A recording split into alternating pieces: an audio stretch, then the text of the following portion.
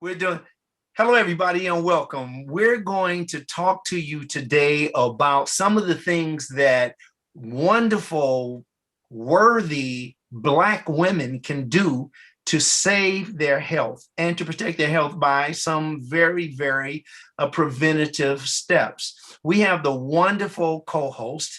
Uh, oh man, this woman is just all that and a bag of holistic apples. She she's a wonderful lady. Deidre Cole, ladies and gentlemen, let's bring her on in. Yeah, I can feel you out there clapping and stuff. And I'm yours truly, Dr. Zarif. We're going to talk about how beautiful. I love talking to this subject about beautiful women to a beautiful woman is really great. How you doing today? Dr. Z, I am so blessed. It's always an honor and a privilege to be Look at that smile. in space with you. You make me laugh. You make me think. You make me just, I don't know. I love you so much. It's always Oh, thank hey, you. long. We can't let this much time go by before we get on here and, and help the people. Yeah, that's right. Well, today I think we'll be able to help a lot of women. These are some things they're actually principles that can help anybody. But we really want to focus today on protecting the Black woman. This is one of the world's greatest treasures, and we definitely want to prioritize how important it is to protect our wonderful original women, as I use, and we still use Black, but you know who we are. And number one question that we got from here, a lot of questions that we have that from or pertaining to what some Black women would ask would be number one, how much fried foods is safe to eat? Okay. Wow, that's funny that that's the number one thing because Yes. this is right on it, right? Yes, sir. Yeah, because fried foods. What's your experience with fried foods? What? They taste good, and I tell you, they're very appealing to the eye. And, Big Mama them, they make it look good, it tastes good, but I know that it can't be that good for us. But still, sometimes even knowing that, especially if we have like predisposed health conditions, like some genetic things, like some heart issues, like run on my father's side of the family and stuff like that. I mean, it's a challenge, because then I Yeah. the fried fish and all of that stuff. But then the flip side of that is we don't want to end up cutting our life cycle short because we want something that tastes good. So it's a temptation. It really is. And from a lot of people that I know too, we want to have them, them fried seafood, all we can eat buffets and all that. But how good is it for us, Doc? How much is safe? Well, it's really is as far that's I'm glad you said it just like that because most people think because it's so good, Mm-hmm. it's good. When persons say, well, I eat good now. I mean, I ain't got no problems with that. I eat good. But what we want people to do is to eat in a more nourishing way.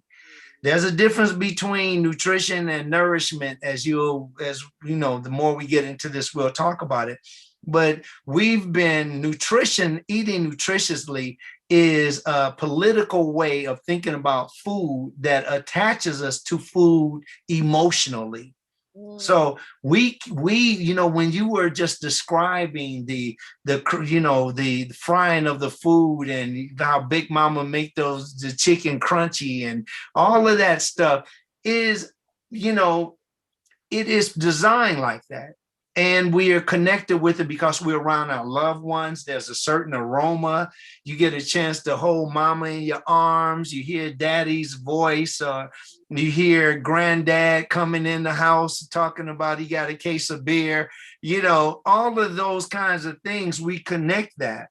Yes. And when we think about some of the cultures, such as Jewish, African, whomever, Italian, so forth, they are all connected to foods that remind them of the days of persecution and oppression.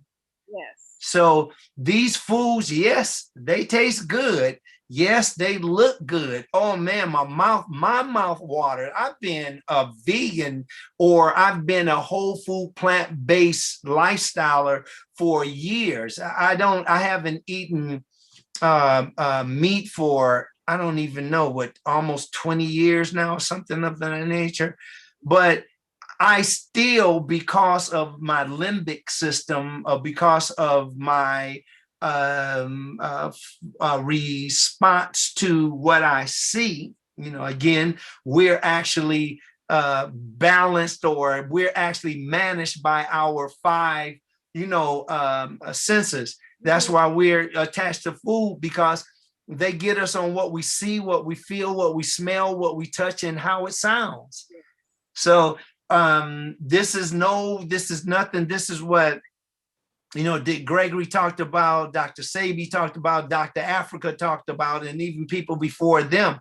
But we still eat it because we're looking for one thing, Deidre, and that is comfort. Is it the comfort? that is it. Oh, We're yeah. looking for the comfort, and that comfort is just simply called euphoria. Yeah. Euphoria. So euphoria is just, people want euphoria when they smoke weed.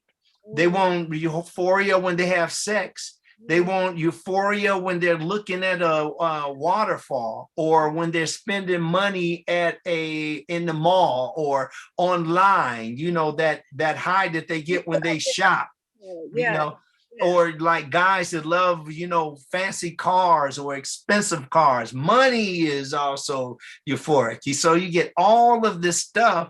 We are creatures, beings, and we have been taught a certain way. So yeah, fried foods. What would be the thing that we want to do when it comes to fried foods? First of all, if you're still eating meats, you want to we won't go through a long nutritional thing, but you want to reconsider, because most of these meats are, well, one thing, meat is now really at an all-time low, because killing 25 million chickens an hour, it can only go so long, so far. And that's here, 25 million chickens, that's to feed the appetite of America. 25 million, Doc? 25 million every 60 minutes. Oh my word. 25 million. And the thing about it, they still have new chicken huts that keep popping up. Yes, on every corner here in Atlanta. Yeah, right here in Los Angeles too. They love chicken. So what you want to do is, if you want to pan fry something with just a little oil in it, go for it.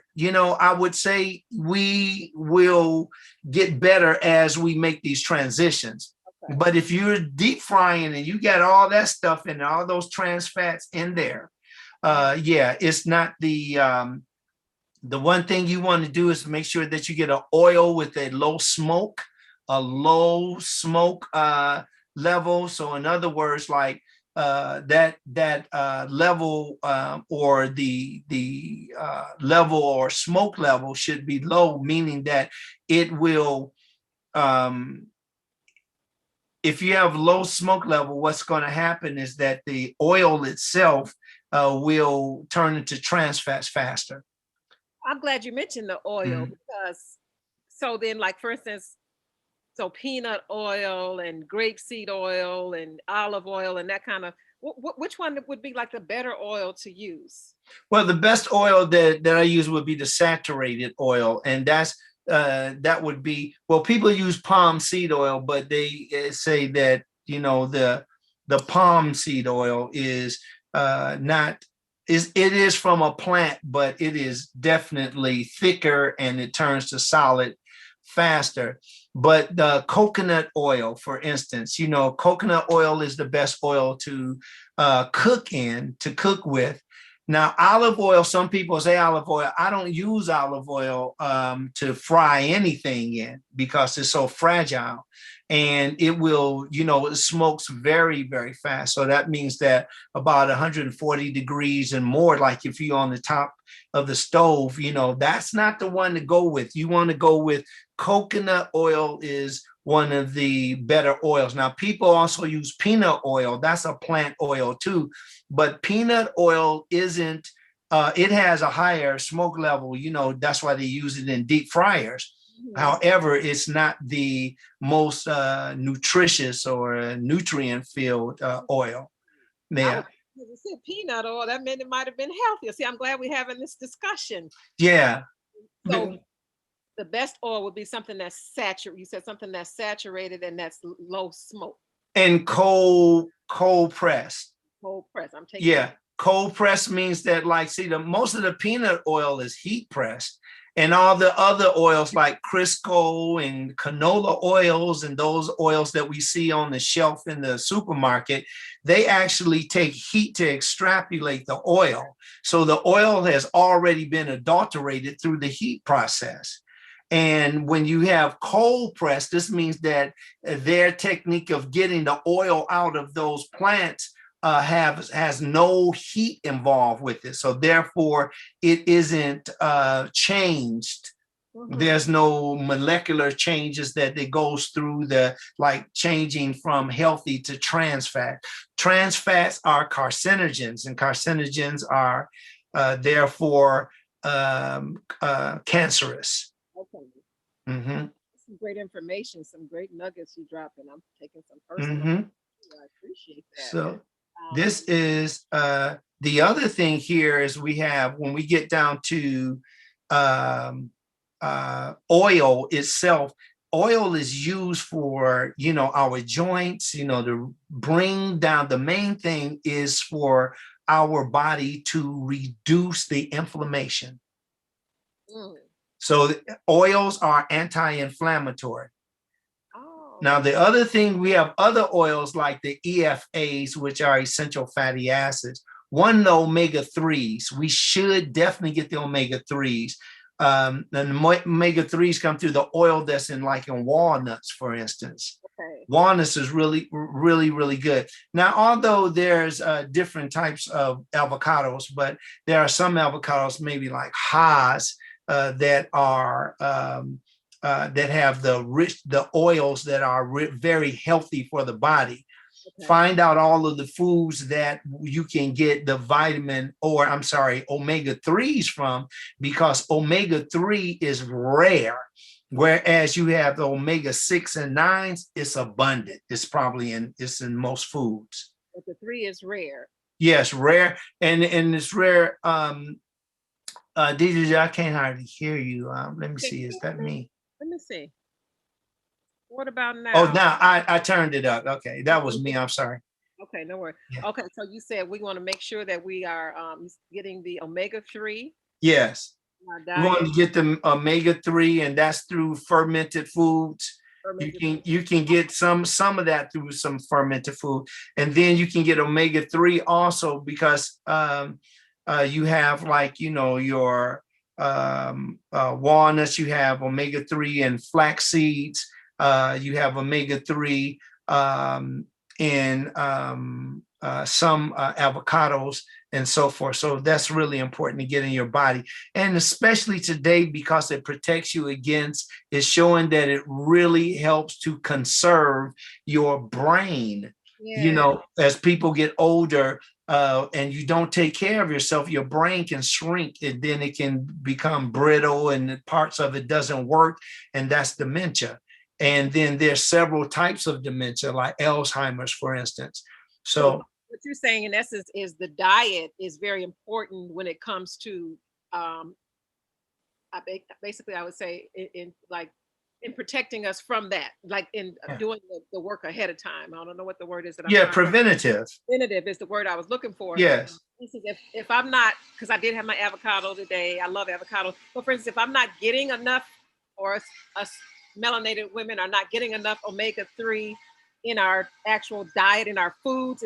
Would you recommend taking a supplement, an omega-3 supplement? By all means, by all means. I think the best way to get it is through your foods. But if you can't get it through foods, get a not vegetarian, but a vegan vegan source of omega-3. Oh, that's good to know. Thank you, Dr. Mm-hmm. Okay. Let's go to number 2. What's number 2, DJ? Number 2, let's talk about how a lot of times people, the first thing they say is, okay, I wouldn't mind trying to eat healthy, but it seems like when I go to the grocery store or to the farmer's market, whatever, they want too much money for those. It's basically cheaper to keep us unhealthy. So Yeah. why do you think that is? Why do you think it's more expensive, or people, perceive it to be anyway, for people to buy to shop for healthier foods, like in the grocery stores and farmers markets, and think, why do you think the price tag is so much more? I, food. Because I think that the people that sell us the food, their main objective is for us to be lifetime customers. Mm-hmm. And attached with the lifetime customer program are certain foods that they make most available to us. So if they make these foods most available to us, like marshmallows and canned food and sodas and tubs of ice cream, all kind of dairy products, any kind of meat you want, they make all of that available to us at a cheap price, because the organic stuff and the stuff that we really have the nutrients in, they're not a part of their program. And the more they become a part of their program, the more adulterated this stuff becomes. So there are some markets now that actually support that community with more of the organic foods. Okay. Yeah, so you can go into a Hughes or A&P or Kroger, and they now have organic sections. So they are moving slowly, but nevertheless, it is available. But to tell you the truth, the organic stuff is way more valuable than eating something cheap and if you're eating vegetables and you have to worry about different diseases or not being able to boost your immune system, what's the reason? Because you got these foods that are GMOs, irradiated, like irradiation. Irradiation is like, when you talk about that's what they do to meat. So, and that's what they do to fish. They irradiate it. But guess what they're doing? They're nothing but they're just cooking poop. That's all they're doing. And the poop that's on the meat is being cooked, and then they sell it. Now, remember, this is at a microscopic level, so people can't see it. All they do, they look for the blood on it, and hey, it's fresh. I never did get that one. But anyway, be aware of that. It's not the amount of money that you have in your pocket that's going to buy something.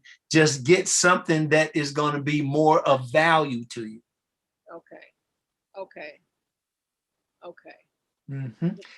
Let's go to number 3. Okay, so number 3 is about the processed food. Why is it that processed, and you kind of touched on it already, but why do you think, I mean, not why do you think, why do you know, you can tell us, why is processed food bad for our health, even though it's very accessible to us?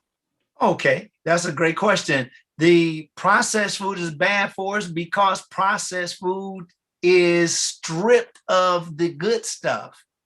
So, like, if you look at, for instance, processed, let's say wheat, they take the germ from wheat and they take the hull, they take the outside of the plant and they discard it.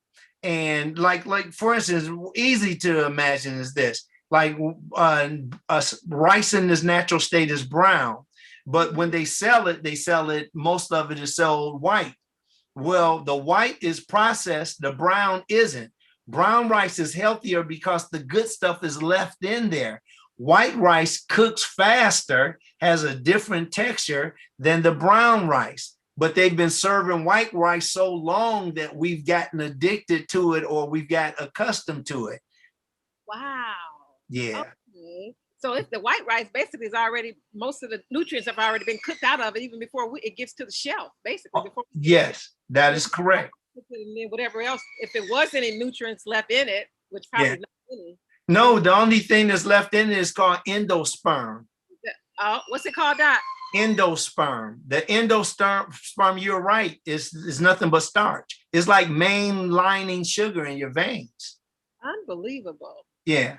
Ooh, they have done a number on us. Yeah. Wow. I'm so glad and thankful for you. And I hope that this reaches millions and millions of, watchers and viewers, and especially us melanated people. We need this. Yes, we do. We got so many other, hats to wear and things to do, and we need to be healthy. So now number 4, Mm-hmm. lactose intolerant. What does that mean, and why does it seem to affect so many of us melanated Black and brown people? Because we don't, or in Black and brown people, there is a deficiency or the absence of an enzyme called lactase. Lactase is the enzyme that breaks down the sugar that is in dairy products called lactose. Lactose not being broken down can cause all kinds of digestive disorders, all kinds of digestive irregulatory conditions, like, for instance, diarrhea, stomach spasming, things of that nature, like a lot of flatulence, like passing gas, hurting, cramping. Yeah. Oh, okay. So then that kind of takes me to another question that's later on down the line. But since Uh-huh. like that, I'd like to bring that question up further. Then we talked about, I wanted to know then about gut health. Okay. Let's talk about gut health. The things that you just mentioned with the effects of being lactose intolerant and some of the other issues that we have, they all affect the gut too. Why is it so important for women, Black women, all women, especially Black women, to make sure that our gut is healthy? Well, the gut is healthy. They call it a microbiome. And microbiome is like the not microbiome, it's just all in different places in our body. But just to simplify this, we need to have a great supply of good bacteria and bad bacteria. They work together. It's actually, we need both of those. A lot of people, why not just kill the bad bacteria? Well, our body is all about homeostasis, and everything needs homeostasis. It's never been about nutrition. Our health has never been about nutrition. Our health has always been about nutrients.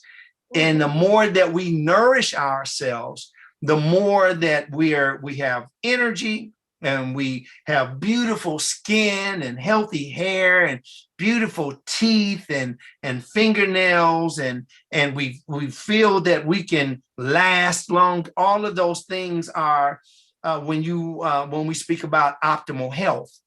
Optimal health is the right of each human to experience. But what we're fed, what we ingest, can definitely block the opportunity and leave us inaccessible to feeling super great. Many people haven't even felt that. They've been sick for a long time, and those that feel good, some people are naturally born with talent, so they can do their stuff. But then you have those people that are naturally born with it and have to work hard for it. Well, nutrients have a different effect on it. But in any case, it's all about the nutrients, nourishment, and not about the nutrition. So it's very important that you fill the gut with, again, fermented foods. Earlier, I mentioned fermented foods when we were talking about other nutrients, but this is when it really pays off, like when you're eating like sour, or not sour, but you want fermented is a better word for it. Like, but sauerkraut is fermented.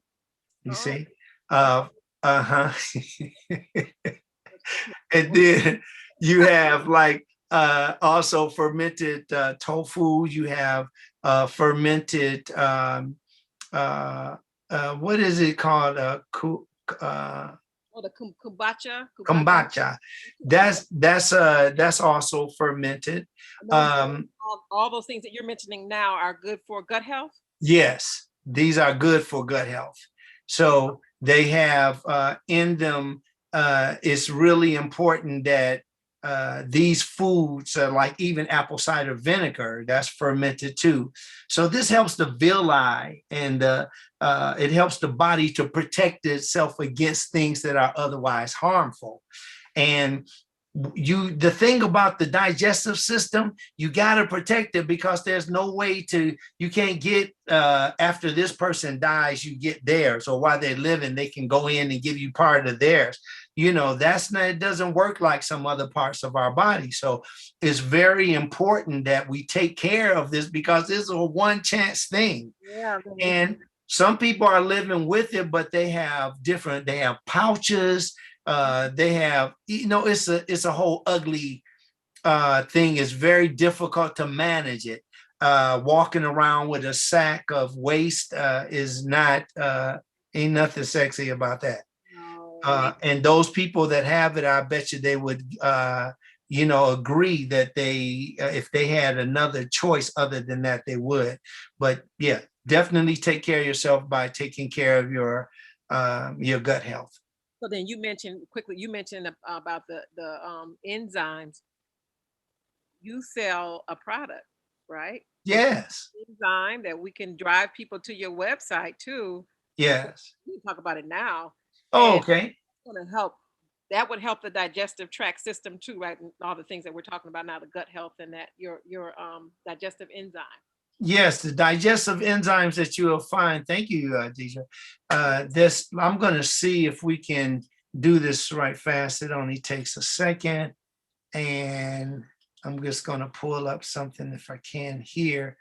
I am going to go back here. I'm going to go right on. If I think I can do this. Yeah, here. Okay, well, you go ahead and take your time and find it. And I want to just take the time and let the people know Dr. Zarif, not only is he filled with this knowledge, but he also has some incredible products that you can go to his website and find and order to help you with your health, your gut health, and different things like that. If you're not getting the proper nutrients, he has different supplements that you can order directly from him that he has, created himself, that are sure to help us overall with our healthy living and healthy eating. So be sure to go to the executivelifediet.com website and do yourself a favor and your loved ones a favor and order some of his phenomenal researched products. Oh, thank you. Yes, indeed. Can you see these? I can. We can see the screen. Yes, sir. Okay. So I'm just going down. Black man, y'all, support the king. Yes, we got to support our own. That's right. So we have the over here. This is where you can go, and read whatever direction you want to, whatever you want to read. Right there, yes. And then you go to shop. This is easy online shopping. And then once you get there, well, I'll go past that for now. But here's gut health is one. You see this one? Yes, sir. You have one that's great for gut health, and this really helps you to protect yourself and keep a very strong digestive system. Female support system is really great. I suggest to really read about this, because a lot of times you're going through a lot of hormonal changes. This is excellent. Immune Pro is great. Immune does three things. The immune system does three things. It seeks out, it locates, and it destroys. So we want to make sure that if you have anything in your body that may be causing you complications, as far as like bacteria, you want to protect yourself against colds and the effect of viruses and so forth. Immune Pro is great. And here is Mojo Pro for women.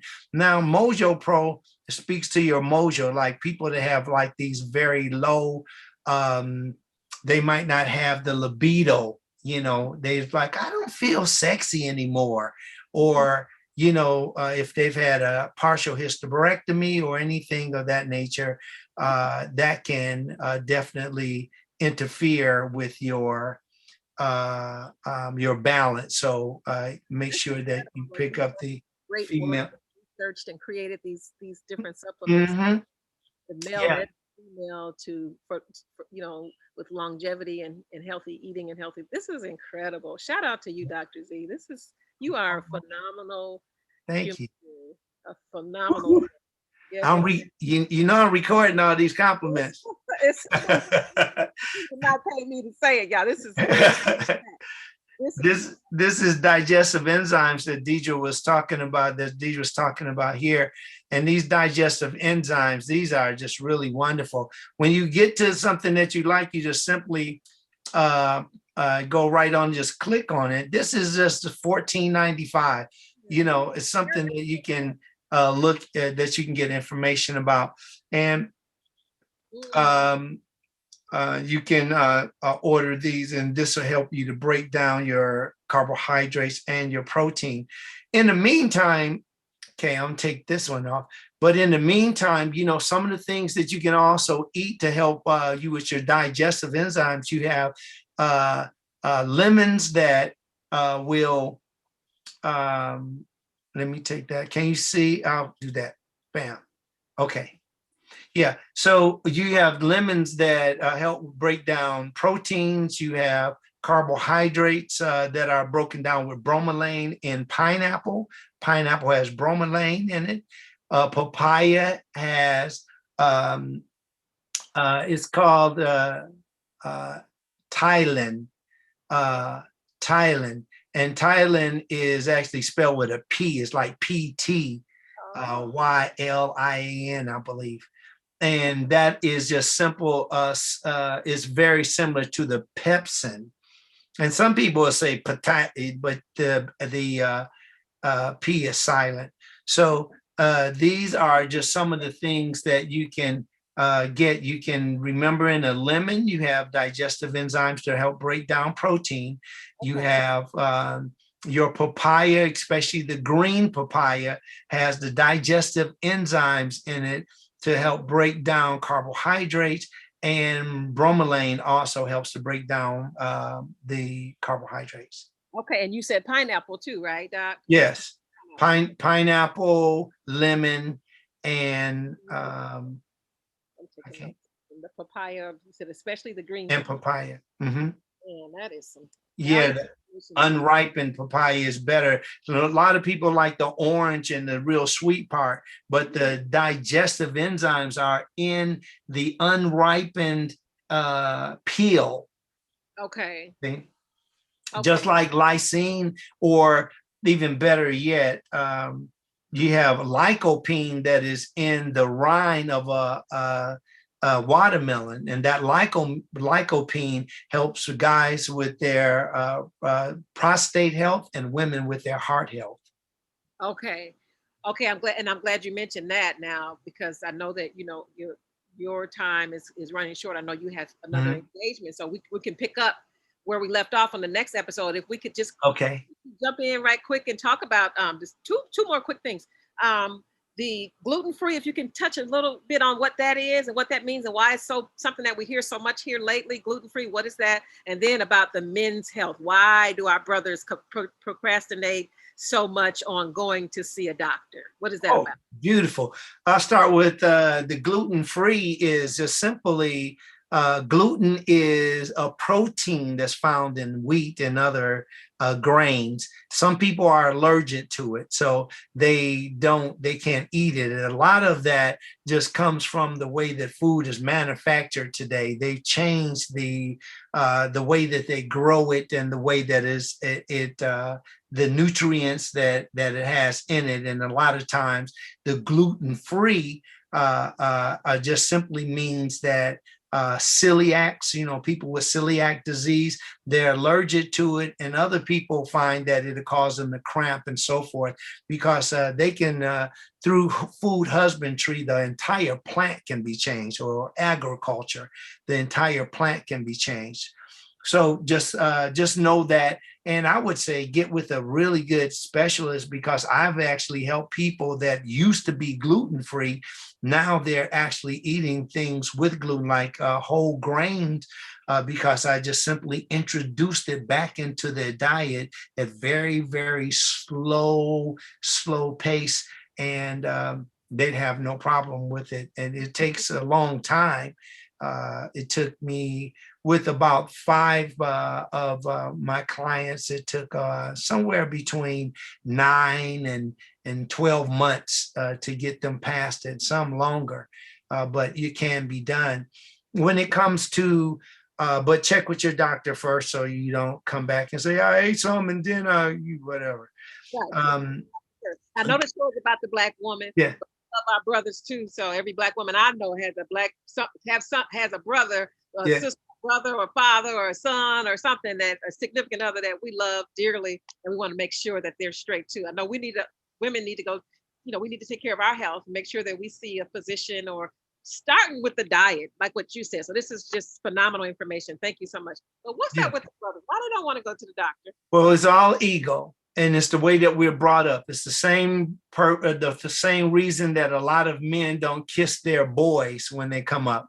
And it's like I used to kiss my son all the time. My son is not homosexual. My son is balanced.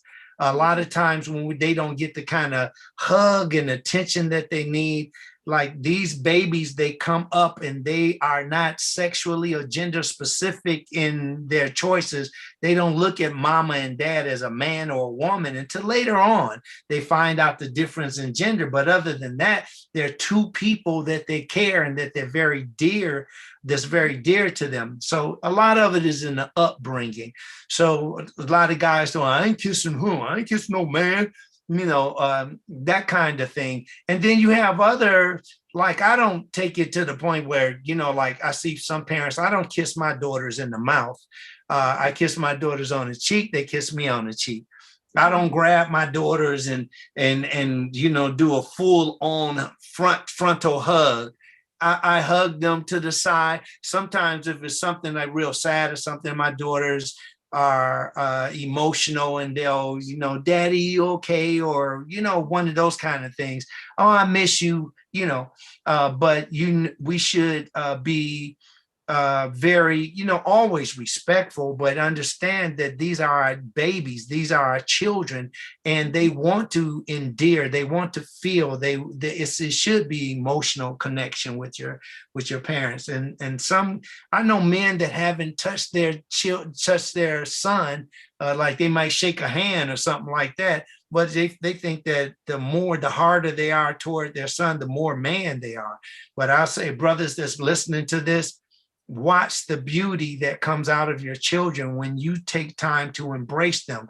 If you wait too long, you might not have a favorable result, because they have taken on that way of being. But On to their children, and the cycle. yeah, I tell my sons, I love you, man. And sometimes, like my youngest son, he's like, yeah, dad, the same here, ditto, or something like that. And then I said, cool, as long if that's the way that you want to hand it to me, go right ahead. But I said, I want you to have that same enthusiasm when you come to me and you need something. I want you to have, yeah, dad, right on, ditto. And so that we knocked that out real fast, because they get a little bit besides themselves. I bet.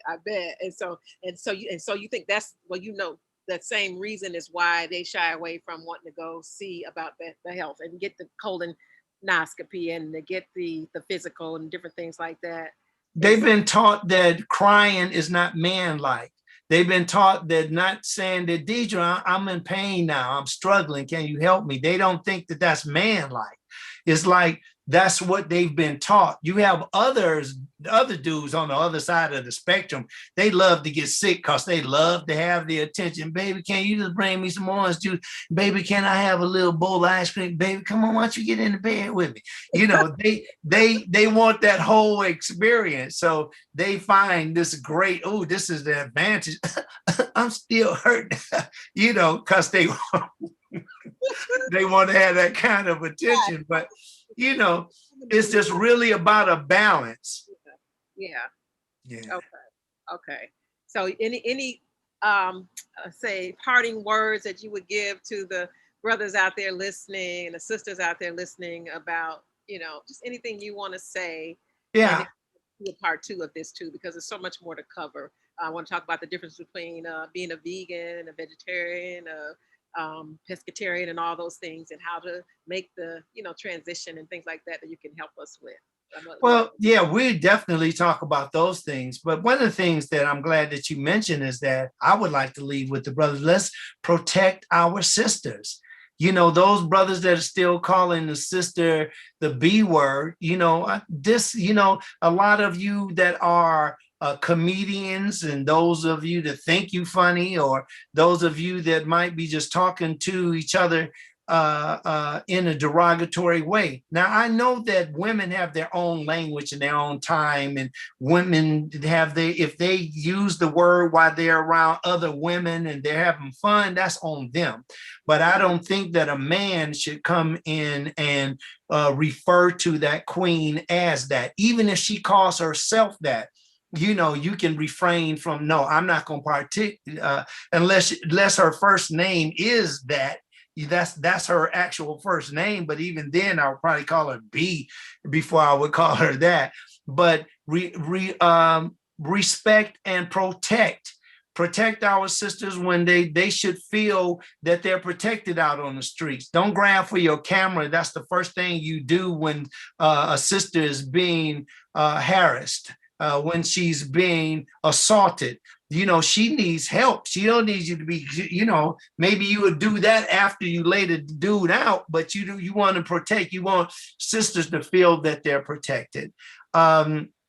Sisters that's with other sisters, that whoever, both of you need to look out for each other, because physically, men are stronger. And a lot of them do carry weapons to strike fear in you, to cooperate with them. So look out for each other, and remember, as far as you can put a circle around yourself with your hands extended, like in martial arts, you will see a lot of senseis that'll teach that. That is called your safe zone. Anybody that gets beyond that, yes, that's you crowding. You are invading. You are invading a person's personal space. You will hear sisters say, "Give me my space, brother. Give me my space." And they're reaching out or something like that. You should get with Master Deidre Cole and let her teach you, get in contact with her so that she can actually teach you some techniques that will help you to feel more confident about protecting yourself. You cannot kick a man in the groin for everything that he's doing. And some of these whack instructors that do that. You want to really learn how to protect yourself while you out on the street. Get a sister that understands that, and get a person so she can tell you what you should be looking out, because she is a woman, and this will make more sense in that case. So I wish I had more time, everybody, but I gotta go. No. Okay. So you can reach Dr. Zarif. You can give him your email address. You can give him the email address to your website. Yes. Out of here. You can catch me, dycmartialarts@gmail.com. You need some Zoom lessons or whatever. I'm in Atlanta, Georgia.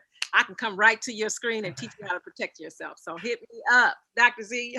All right. And you can contact me we have a number, is simple, 888-8-NEW-DIET. That's 888-8-NEW-DIET.